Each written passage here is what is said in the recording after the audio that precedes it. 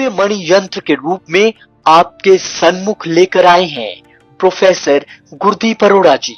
पूजा विधि से अभिमंत्रित कर प्रोफेसर गुरदीप अरोड़ा जी ने सूर्य मणि यंत्र को तैयार किया है। जो इंसान फोबिया यानी डर की बीमारी से पीड़ित है, उन्हें निडर बनाता है।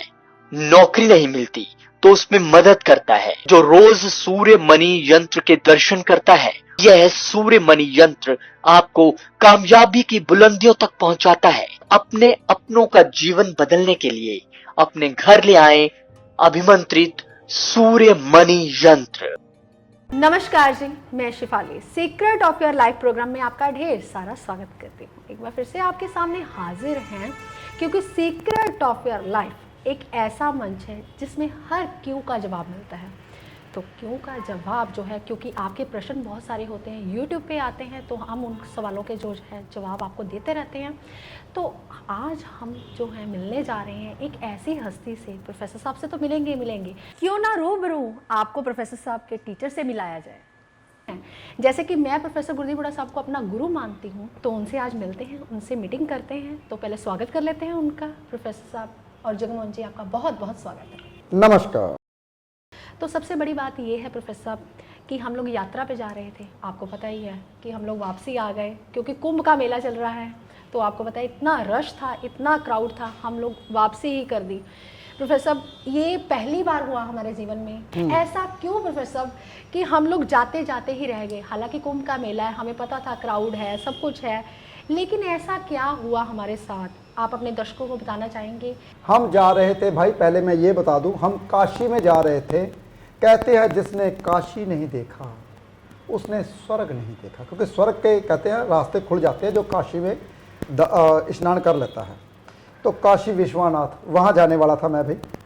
रास्ते में हमारा सम्मेलन था और सम्मेलन में हम गए थे, और वहाँ भी 5-10 मिनट के लिए, आधे घंटे के लिए रुके थे। शेफाली जी, वो कौन सी जगह थी? जी, वृंदावन। वृंदावन। मेरे को याद भूल जाता है तो शेफाली जी याद कर दिलाने के लिए आ जाते हैं जी। वृंदावन में फिर हम गए। हम आगे आगरे तक ही पहुंचे। हमें बार बार फ़ोन आ रहे थे जो हमको चाहने वाले थे, प्रोफेसर साहब वहाँ कहते हैं जेबें तक कटी जाती हैं और बहुत ज़्यादा रश है, मत आइए, आपको गाड़ी पहले से ही खड़ी करनी पड़ेगी, बहुत दूर, बहुत रश है, आप स्नान भी नहीं कर पाओगे और रश तो बहुत ज़्यादा है आजकल, आज मत आइए, कुंभ के मेले के बाद आइए। तो हम आगरा से पीछे ही आ गए। फिर मैंने बोला मैंने तो दर्शन करने हैं भाई। फिर मैंने भूतेश्वर महादेव के दर्शन किए, क्योंकि मैं तो दर्शन किए बगैर रहता नहीं हूँ भाई। और हमने फिर वृंदावन में घूमे। हमने एपिसोड नहीं किया क्योंकि वहाँ भी कुंभ का मेला चल रहा था, वहाँ भी बहुत तैयारियाँ चल रही थी, एपिसोड नहीं हुए। जो हमारा ये टूर है, जो 15 दिन 20 दिन का टूर था, वो सिर्फ और सिर्फ 8-10 दिन का ही रह गया, 8 दिन का रह गया, क्योंकि हम गए, वापसी 2 दिन तो हमारे वहाँ वृंदावन भी लग गए। तो हमारा टूर वे बहुत कम रहा, लेकिन हम आधे में ही वापस आए। लेकिन जिन जिन लोगों ने बताया भी आप कहाँ कहाँ जा रहे हो, जिन जिन लोगों ने बताने की कोशिश की, उनको मैं कुछ ना कुछ गिफ्ट जरूर भेजूंगा, चाहे कुछ भी भेजूंगा जरूर। और रही बात, हमारे टीचर यहाँ पे आए हुए हैं, गुरु, जैसे कि कहते हैं ना, गुरु कम दोस्त ज़्यादा। ये मेरे से 5-6 साल ही बड़े हैं, 7 साल होंगे, और इसलिए हमें वापस आना पड़ा। थोड़े ही दिन में मैं वापस आ गया। कोशिश थी मेरी यही कि मैं जाऊं, पर जा नहीं सका। कुछ कहते हैं कि बंधाएं ऐसी बंध जाती हैं जहाँ पे जाना मुश्किल हो जाता है। लेकिन एक बात आप सबको मैं ये बता दूं, मैं रश में नहीं जाता। जहाँ पे रश होता है मैं वहाँ पे नहीं जाता, क्योंकि मुझे ऐसा लगता है जो ना भक्ति में, जो भक्ति करने वाले इंसान होते हैं, जो भगवान को मानने वाले इंसान होते हैं, वो रस से थोड़ा सा परे रहते हैं। तो मैं कभी भी सेमिनार कोई अटेंड नहीं करता। वो किसी खास दोस्त की वजह से मुझे जाना पड़ा, वो भी सिर्फ और सिर्फ 10-15 मिनट के लिए गया था मैं, सिर्फ 10 मिनट के लिए ही, और उसी टाइम वहाँ से वापस आया मैं। और चलो देखते हैं शेफाली जी क्या पूछना चाहते हैं। शेफाली जी कुछ बोलने वाले थे। जी प्रोफेसर साहब, ये टूर इतना अच्छा होने वाला था लेकिन हुआ नहीं, क्योंकि हमने सम्मेलन से सोचा था कि सम्मेलन में जाते जाते हम लोगों से बातचीत करते जाएंगे, लोग अपने सवालात देंगे हमें, तो हम उन सवालातों को लेंगे साथ साथ। कुछ ऐसा लाइव का भी कुछ था, लेकिन ऐसा कुछ नहीं हो पाया क्योंकि कुंभ का मेला चल रहा है। ये शायद में भी 11 अप्रैल से स्टार्ट है, तो वहाँ पे क्राउड इतना था तो हम वहाँ तक पहुँच नहीं पाए। शायद ये टूर पेंडिंग रहेगा और आपको लेके जाएंगे काशी विश्वनाथ। और जिन लोगों ने यूट्यूब पे कमेंट किया है कि प्रोफेसर साहब यहाँ जा रहे हैं, प्रोफेसर गुरदीप अरोड़ा साहब उनको गिफ्ट भी देंगे, हम अगले एपिसोड में अनाउंस भी करेंगे उनके नाम। तो खैर, ये है हमारे साथ जगमोहन जी। तो इनके बारे में मैं थोड़ा सा आपको बता दूं, ये एक संगठन के साथ जुड़े हुए हैं, कोई ऑर्गेनाइजेशन है, तो मैं नाम नहीं लेना चाहती वहाँ पे, क्योंकि ऐसी संस्था के साथ जुड़े हुए हैं तो जो वर्ल्ड फेमस है। तो हमारे प्रोफेसर साहब भी ऐसी संस्था जो है, ऐसी संस्थाओं के साथ जुड़े हुए हैं। सुबह उठने से लेके शाम तक का सफ़र जो उन्होंने कहाँ से सीखा। हालांकि 8 साल हो गए मुझे भी इनके साथ जुड़े हुए, मैंने भी इनके टीचर को नहीं देखा, आज पहली बार मेरे साथ मिले, तो हमने सोचा क्यों ना रूबरू आपसे मिलाया जाए। तो जगमोहन जी, आपका बहुत बहुत स्वागत है। नमस्कार। जगमोहन जी, पहले तो प्रोफेसर साहब के बारे में जानना चाहेंगे आपसे, क्योंकि 8-10 साल तो मुझे ही हो गए प्रोफेसर साहब के साथ रहते हुए। मुझे नहीं लगता कि इनमें कोई चेंज होगा, लेकिन आपसे जानना चाहूँगी क्योंकि आपने छोटे होते से इनको देखा है। कहते हैं कि पहला गुरु जो होता है बच्चे का, वो उनके माँ बाप होते हैं, और जो दूसरा गुरु होता है वो जब स्कूल में बच्चा एंटर करता है वो होता है। तो आप उनके सेकंड गुरु हैं। तो माँ बाप तो उनके इस टाइम, जब मेरा सफ़र था तो तब नहीं थे उनके मम्मी पापा, तो जब फादर थे तो हम लोग कर भी नहीं पाए एपिसोड, कभी सोचा नहीं था कि ऐसी ट्रेजेडी हो जाएगी उनके साथ। तो बहुत प्यार था सबके साथ, जैसे प्रोफेसर साहब रहते थे ऐसे इनके पिता रहते थे, सबके साथ हंसमुख, ऐसा ही नेचर। क्या आप सुनना चाहते हैं? मैं भी सुनना चाहती हूँ, मुझे इतनी क्यूरियोसिटी है, तो आपको कितनी क्यूरियोसिटी होगी? शेफाली जी, पहले मैं आप सबको ये बता दूं जी, हम संगठन के साथ जुड़े हुए थे, लेकिन हमारा घर जो बिल्कुल पास पास में था जी। और मेरे ख्याल में जगमोहन जी हम 25 साल के बाद मिले। 25 साल तो हो गए होंगे तकरीबन 25 साल हुए। 25 साल बाद हम मिले। ये पहले मैंने स्कूल में आना, इन्होंने सुबह सुबह उठाना, चलो उठो उठो उठो, यहाँ जाना ये जाना। तो यहाँ इनके साथ मेरा बचपन भी रहा, और ये डांटते भी बहुत थे मेरे को, उठते नहीं, चलते नहीं, जाते नहीं। पहले चलो ऐसा रहा, अब इनके मुंह से सुनते हैं ये क्या कहते हैं। जी प्रोफेसर, 25 सालों बाद जगमोहन जी, 25 सालों बाद आप इनको मिले, तो आपको क्या फ़र्क नज़र आया इनमें कि ये पुराने ऐसे थे अब में और पुराने में क्या अंतर है इनमें? बहुत सुंदर प्रश्न आपने किया है कि प्रोफेसर गुरदीप अरोड़ा जी को मैं जब ये बचपन में जब छोटे थे तभी से जानता हूँ, क्योंकि हमारा, जैसे इन्होंने प्रोफेसर साहब ने बताया कि हमारे अगल बगल में घर था, तो घर में आना जाना भी काफ़ी था। फिर हम कुछ ऐसे संगठन के साथ जुड़े थे जिन्होंने हमें ये सिखाया था कि सुबह 4 बजे उठना, उठकर ग्राउंड में जाना, दौड़ना। और इनको जैसे मैंने शुरू करवाया था, हमारे साथ जुड़े और इनको उठाने जाना, तो पहले तो बड़े ढीठ टाइप से थे कि ज़बरदस्ती इनको उठाना पड़ता था। लेकिन जैसे ही धीरे धीरे एक दिन इनको लेकर गए तो इनको अच्छा लगा वहाँ जाके कि खेलने को मिल रहा है, एक नई नई गेम खेलने को मिल रही हैं। जब दौड़ करनी पड़ती थी, फिर जब दौड़ करके थक जाते थे, लास्ट में 1 घंटे का हमारा होता था वो, तो उसके बाद फिर कुछ ना कुछ खाने पीने को भी वहाँ पर हम लोग करते थे। तो ऐसे इंटरेस्ट इनका बन गया। और प्रसाद जो है शुरू से ही चंचल स्वभाव के हैं, और इतना बढ़िया स्वभाव है कि हमारे पूरे शहर में, अगर मोहल्ला तो दूर की बात है, पूरे शहर में इनके जैसे स्वभाव वाला व्यक्ति कोई नहीं था। क्योंकि स्वभाव कुछ ऐसा था कि जिस घर में गए उसी घर के हो गए। कभी भी जिस घर में कभी गए, ये महसूस नहीं होने दिया कि शायद मैं यहाँ पर मेहमान के तौर पे या किसी को मिलने के लिए आए हैं। जी जगमोहन जी, मेरा दूसरा सवाल आपसे ये रहेगा, प्रोफेसर गुरदीप अरोड़ा साहब हर बार बताते हैं कि जो मेरा पुराना पिछोकड़ है, जिस घर में पैदा हुआ वो बहुत गरीब घर था, लेकिन प्रोफेसर साहब का ये सफ़र रोडपति से करोड़पति तक का, ये कैसा रहा? क्योंकि आप शायद 20-25 सालों बाद मिले हैं, लेकिन मैं जानना चाहूँगी आपसे, शायद आप आपसे कांटेक्ट रहता होगा, आपसे फ़ोन पे बातें होती रहती होंगी, लेकिन जो उनकी पुरानी बैकग्राउंड थी और अब की बैकग्राउंड, जैसे कहते हैं ना इंसान अमीर बनने के बाद कुछ चेंज हो जाता है, क्या आपको ऐसा लगा इनमें? बहुत बढ़िया है, क्योंकि संघर्ष बहुत किया है इस बच्चे ने। वैसे भी हमारे लिए तो बच्चे ही हैं, जी बिल्कुल। तो बहुत संघर्ष किया है। मुझे आज भी याद है कि जब ये इन्होंने वहाँ पर काम शुरू किया, एक काम शुरू किया, उसमें सक्सेस नहीं मिली, फिर दूसरा किया, तीसरा किया, इस प्रकार जो कभी हिम्मत नहीं हारी, जो काम मतलब लगा करने को वो इन्होंने किया। घर में गरीबी भी थी, लेकिन इतनी भी ज़्यादा नहीं थी कि उसके लिए मतलब बहुत ही ज़्यादा लाले जैसे पड़े हों, ऐसा नहीं था।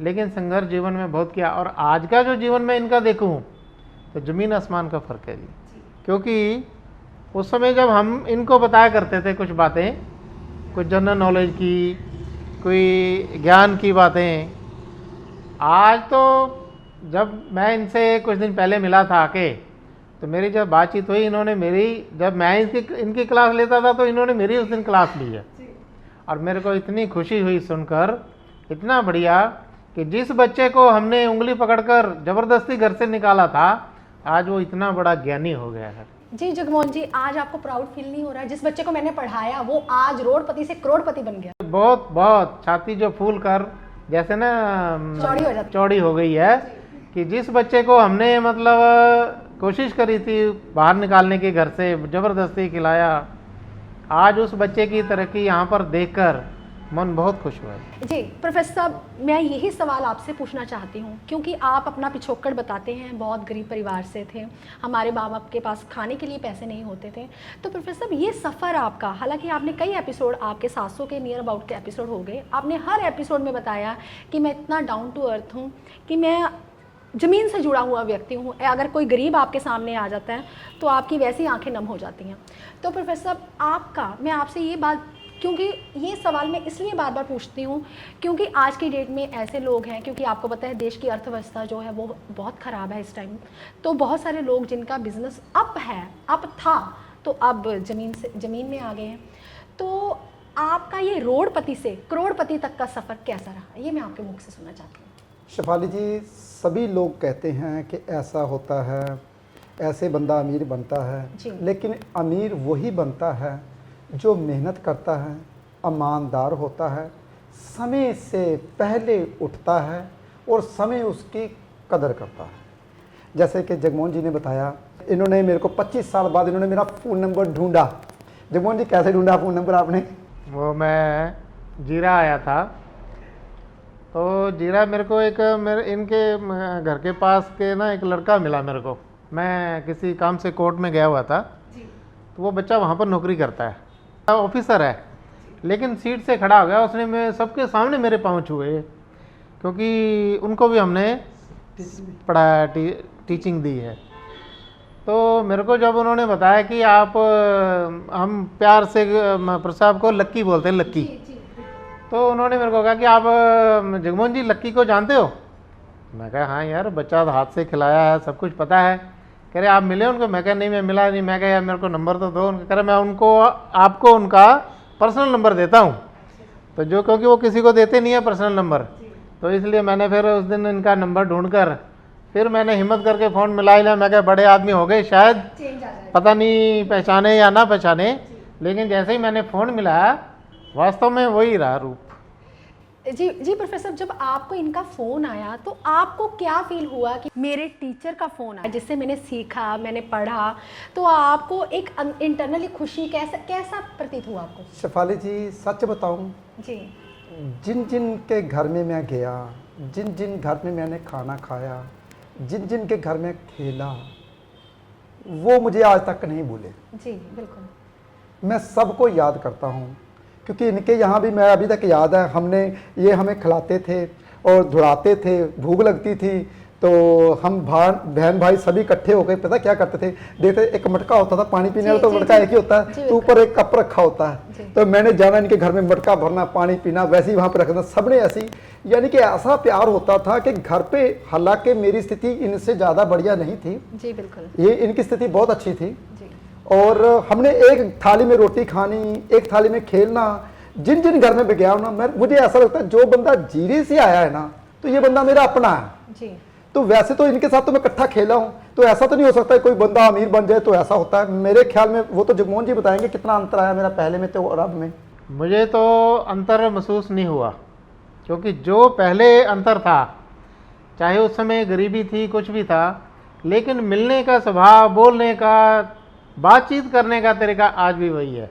और ये सबसे बहुत बड़ी बात होती है कि इतना बड़ा रुतबा आ जाए, पैसा आ जाए और बंदे में घमंड आ जाता है, लेकिन इनमें ऐसी कोई बात नहीं है।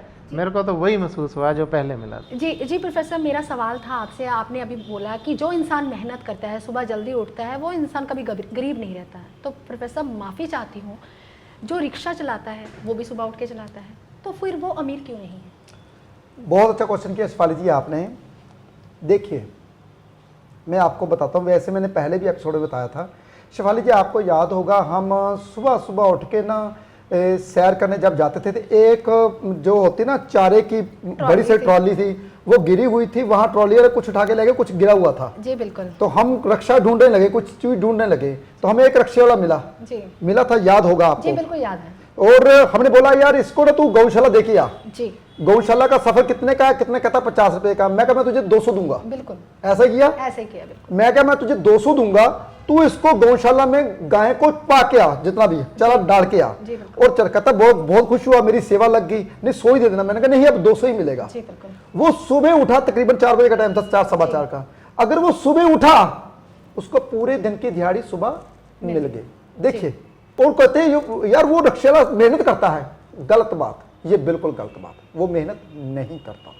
अगर वो मेहनत करता और जिंदगी में कामयाब जरूर होता। जो इंसान सुबह उठने से, सुबह सूर्य उदय से पहले उठते हैं, चाहे वो रिक्शे वाला, चाहे वो ठेले वाला, चाहे वो दुकानदार, कोई भी दुनिया का काम करता है, वो जिंदगी में कामयाब जरूर होता है। ये मैं लिख के दूंगा हर इंसान को, क्योंकि मेरे साथ अनुभव हुए हैं। जो मेरे कहते हैं मैं हड बीती सुनाता हूं, जग बीती नहीं सुनाता। जग बीती वो इंसान सुनाते हैं जो ऊपर से पता चल जाता है यार ये इंसान झूठ बोल रहा है, ये सच बोल रहा है। मैं अब बोल रहा हूं कैमरे के सामने, मैं झूठ बोल रहा हूं, सच बोल रहा हूं, ये तो आपको पता चल ही जाएगा, क्योंकि इंसान के भीतर आत्मा होती है। जो सुनने की नसें होती है ना, वो सीधी भीतर आत्मा से गुजर के जाती हैं। तो वो आपको पता चल जाता है ये इंसान दिल से बोल रहा है, दिमाग से बोल रहा है, या फिर आत्मा से बोल रहा है। मैं हर बात आत्मा से बोलता हूं। कहते हैं ना आत्मा की बात आत्मा को ही टच करती है। इसलिए कभी भी जिंदगी में याद रखिए, जो इंसान सुबह उदय, कहते सूर्य उदय से 1 घंटा 36 मिनट पहले उठते हैं, वो समय को जीत लेते हैं। जी जी प्रोफेसर साहब, जैसे कि मैंने एपिसोड की शुरुआत में बोला कि इस मंच में आपको हर क्यों का जवाब मिलेगा। हालांकि हम ये सवाल आपसे लेंगे, लेकिन जगमोहन जी आपसे मैं सवाल करना चाहती हूँ, क्योंकि आप एक शाखा के अंदर थे, जो एक संगठन है, ऑर्गेनाइजेशन है, वहाँ पे एक शाखा सुनाई जाती थी, शायद वो संस्कृत की शाखा थी। प्रोफेसर साहब, मेरे को बड़ी पुरानी बात है, शायद आज से 5 साल पहले की बात है, कि शिफाली जी एक हमारे गुरु हुआ करते थे, वो मेरे टीचर थे, वो हमें ऐसा पढ़ाया करते थे। एक संस्कृत की शाखा, ये बीच बीच में भूलते थे, बीच बीच में गाते थे, तो मैं बोलती थी प्रोफेसर साहब ये आप गाते क्या हैं? तो आज मेरे सामने आप रूबरू हैं, मैं पूछना चाहूँगी कि वो शाखा है क्या, और आप कैसे अपने व्यूवर्स को सुनाना चाहेंगे? शिफाली जी मैं सच बताऊं, जगमोहन जी ये सत्य है, जी। मैंने याद किया था आपको, क्योंकि वो शाखा के रूप में याद किया था। जी। हाँ ये बात सत्य है। मैंने कहा वो सुनाते थे तो हमें बहुत अच्छी लगती थी। जी बिल्कुल। और शायद आपको, आप दोनों मिलके गाना चाहेंगे तो वो भी हो सकता है। जी जी जी सुनाइए, मैं सुनना चाहूंगी। असल वो एक प्रार्थना है जो संगठन की सुबह शाखा लगती थी, तो शाखा जब हम 1 घंटे की खेल कूद वगैरह कर लेते थे, बौद्धिक चर्चा भी होती थी उसमें, कि ज्ञान व्यान, देश की दुनिया, ये सब। तो उसके बाद लास्ट में हम वो प्रार्थना करते थे। उस प्रार्थना में पहले पैरे में भारत माता को वंदना करी गई, और दूसरे पैरे में भगवान से वर मांगे गए कि हे भगवान, हमें देश सेवा करने के लिए, समाज सेवा करने के लिए ये वर हमको चाहिए। तो इस प्रार्थना में वो आता है।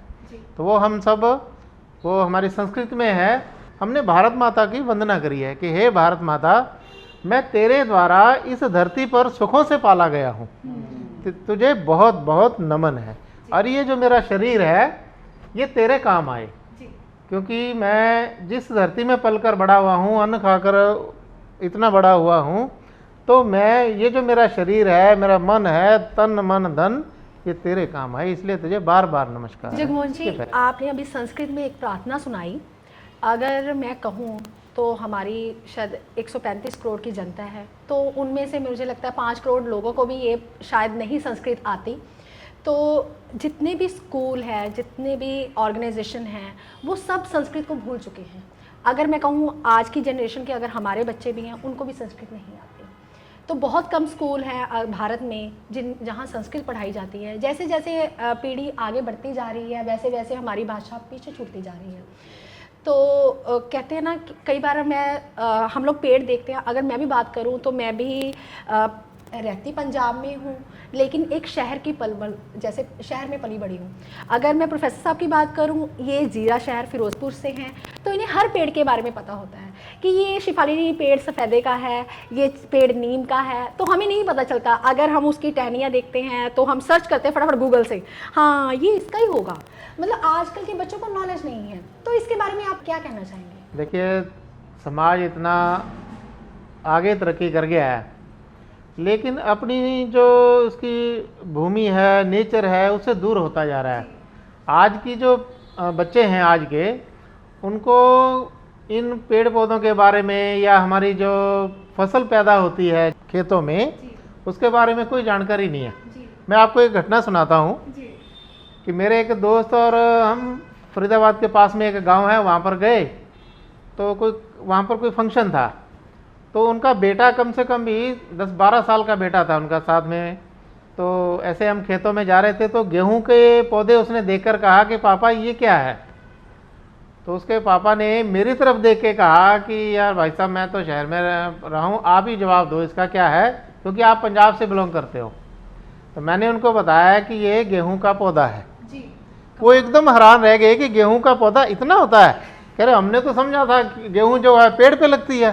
तो इतना मतलब सुन के मैंने फिर उनको ये कहा कि मैं कहा देखो, बच्चों को इस हमारी जो मातृभूमि है इसके साथ जुड़े रहें, इसके लिए इन बच्चों को समय समय पर आप नेचर में लेकर आया करो, कम से कम जानकारी दी। जी जगमोहन जी, ये नेचर की बात तो अलग से रही, लेकिन अगर बात करूं हमारी जो राष्ट्रीय भाषा है, जैसे कि हिंदी है, अगर पंजाब की भाषा कहूं तो पंजाबी है हमारी। तो अगर कोई बच्चा इंग्लिश में बात करते हैं ना, मम्मा what is this, what are you doing, तो लोग कहते हैं यार इनका बच्चा पढ़ा लिखा है।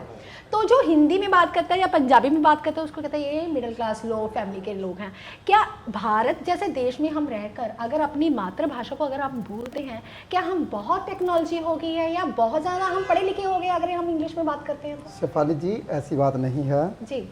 जब भी इंसान इंग्लिश बोलता है, उसे ऐसा लगता है कि मैं बहुत पढ़ा लिखा हूँ। जी बिल्कुल। ये नहीं कि इंग्लिश बोलने वाला इंसान या पंजाबी बोलने वाला इंसान अनपढ़ हो, ऐसा कुछ नहीं है। ये इंसान की सोच के ऊपर मैटर करता है कि इंसान जो आगे वाला सुन रहा है उसकी सोच क्या है। जी बिल्कुल। क्योंकि बच्चे जो पढ़े लिखे हैं वो तो इंग्लिश बोलेंगे, जी बिल्कुल। जो बच्चे पढ़े लिखे वो हिंदी भी बोलेंगे। जी। जो बच्चे मेरे जैसे हैं, जैसे मैं तो सिंपल साधारण इंसान हूँ भाई, तो मैं तो पंजाबी बोलूँगा या तो हिंदी में, और हिंदी में बीच में पंजाबी बीच में आ जाती है, टच करती है मेरी हिंदी भी। और इसलिए शेफाली जी, आगे सोचने वाला इंसान है वो क्या सोच रहा है मेरे बारे में। देखिए, मैं ज़्यादातर मैं बोलता हूँ, मैं इंग्लिश में बोलूँगा I don't know English, I don't know, मैं नहीं जानता, मुझे नहीं पता ये सब कुछ क्या है। लेकिन इंग्लिश में बात करूँगा तो मुझे ऐसा लगता है, ये मैं ना, मेरा दिल अंदर से पता क्या बोलता है, मेरा दिल अंदर से बोलता है यार मैं ये जो नाटक कर रहा हूँ। जी बिल्कुल, मुझे ऐसा लगता है। और दूसरी बात यह है, अगर जो भाषा आपको अच्छी लगती है, अगर आप उसी भाषा में बात करते हो, एक बात सत्य बताऊं जगमोहन जी, जिस भाषा में मैं बात करता हूं ना, जो भाषा आपके भीतर अंदर से निकलती है, वही भाषा दूसरों को पसंद आती है। जी जी प्रोफेसर, यहाँ पे मैं माफ़ी चाहती हूँ। मान लीजिए मैं बात कर रही हूँ इंग्लिश में, आपको इंग्लिश नहीं आती, तो मैं आपसे, अगर मुझे तो हिंदी भी आती है, पंजाबी भी आती हूँ, पहले मैं आपका कंफर्ट देखूंगी कि आप किस भाषा में समझ रहे हैं। शेफाली जी, आपको याद होगा हम कनाडा में गए थे जी, जब हम खाता खुलाने गए थे जी, तो वो लड़ी हमारे साथ इंग्लिश में बात कर रही थी, लेकिन मैंने क्या बोला, मैंने अपनी भाषा नहीं छोड़ी। नहीं छोड़ी, बिल्कुल। मैंने बोला, हालांकि मैं समझ रहा हूँ, लेकिन मैंने बोला मैं पंजाब से आया हूं, लुधियाना से, हमने यहाँ पे खाता खुलाना है। मैंने हिंदी में बोला और लेकिन वो हिंदी जानती थी। अगर शेफाली जी आप दूसरों के पीछे लग के उनकी भाषा बोलने की कोशिश करते हैं फिर हम बेवकूफ कहलाते हैं। जी बिल्कुल। हमको अपनी मातृभाषा नहीं छोड़नी चाहिए, जिसमें आप कंफर्ट होते हैं तो वही बोलनी चाहिए। हाँ, अगर दूसरे को समझाना नहीं आता या दूसरे को, फिर आप ऐसा कर सकते हो, उनकी भाषा थोड़ी सी ले सकते हो, फिर बोल सकते हो, नहीं तो नहीं। हमारे पीछे से इशारे आने शुरू हो चुके हैं, पीछे से कहते 2 मिनट रह गए, लेकिन हमारा एपिसोड जारी रहेगा। यहाँ पे हम अगले एपिसोड में भी यही बातें करेंगे, क्योंकि हमारा एपिसोड बहुत लंबा जाने वाला है। और शेफाली जी ऐसी बातें नहीं हैं, क्योंकि पता क्या बात होती है, सबसे बड़ी बात ये होती है, अगर आप सबको अपना बनाना चाहते हो जी, ये नहीं कि मैं अब अंग्रेजों को अपना बनाना चाहूंगा तो मैं इंग्लिश में बात करनी शुरू कर दूं, बिल्कुल भी नहीं जी। अगर उनकी किस्मत में कुछ अच्छा लिखा होगा वही मेरे पास आएगा। जैसे कि 25 साल बाद जगमोहन जी, जिसे मैं सर बोलता हूं, वो मेरे पास आए 25 साल बाद। ये सत्य है, ये सत्य है। 25 साल पहले की बात है कि पहले मैं इनकी किराने की दुकान होती थी कोट सिखा में, वहां गया था लास्ट दफा। वो मेरे ख्याल में कम से कम ज़्यादा नहीं तो 98 99 की बात होगी तकरीबन। तो इनकी किराने की दुकान थी, वहाँ पे इनका होलसेल का काम था, वहाँ पे लास्ट बस वहीं पे ही देखा था। उसके बाद मैं जीरा शहर में बिजी हो गया, फिर मैं लुधियाना आया। हमारा सफ़र बिल्कुल, हमारा बाइकाट 25 साल तक हमारी बात बिल्कुल भी नहीं हुई। लेकिन जो मुझे पहले जो मेरे साथ खेलते थे, पढ़ते थे, सबको मैं वैसे ही मिलता हूँ और वैसे ही पसंद करता हूँ। और ये नहीं कि एक इंसान करोड़पति से करोड़पति बन गया, और जो करोड़पति बन जाता है क्या उसमें अकड़ आ जाती है, अहंकार आ जाता है और चलने का तरीका हो जाता है और थोड़ा सा इधर उधर देख के ऐसे चलता है, ऐसा कुछ भी नहीं है। मैं ज़मीन के साथ जुड़ा हुआ हूँ और मुझे पता है मरना ही मैंने ज़मीन में ही है। जो इंसान बच जाता है, खराख बन जाता है, वो राख उड़ जाती है। प्रोफेसर, मैं अभी आपको रोकना चाहूँगी क्योंकि पीछे कैमरामैन का इशारा आ रहा है, क्योंकि समय नहीं है। अगर आप चाहते हैं ज्ञान लेना तो कमेंट में हमें लिखिए, हम इस एपिसोड को हम कंटिन्यू करेंगे, बहुत सारी बातों का ज्ञान देंगे आपको। तो इस एपिसोड को आप ज़्यादा से ज़्यादा लोगों तक भी शेयर कीजिए, क्योंकि आपका एक शेयर दूसरे की ज़िंदगी को संवार सकता है। तो आगे के लिए हम मिलेंगे, अगर आप कमेंट में लिखेंगे कि आप आगे की बात को जारी रखना चाहते हैं। तो आज के लिए इतना ही, आप अपना ध्यान रखें। नमस्कार। सूर्य मणि यंत्र के रूप में आपके सन्मुख लेकर आए हैं प्रोफेसर गुरदीप अरोड़ा जी। पूजा विधि से अभिमंत्रित कर प्रोफेसर गुरदीप अरोड़ा जी ने सूर्य मणि यंत्र को तैयार किया है। जो इंसान फोबिया यानी डर की बीमारी से पीड़ित है, उन्हें निडर बनाता है। नौकरी नहीं मिलती तो उसमें मदद करता है। जो रोज सूर्य मणि यंत्र के दर्शन करता है, यह सूर्य मणि यंत्र आपको कामयाबी की बुलंदियों तक पहुंचाता है। अपने अपनों का जीवन बदलने के लिए अपने घर ले आए अभिमंत्रित सूर्य मणि यंत्र।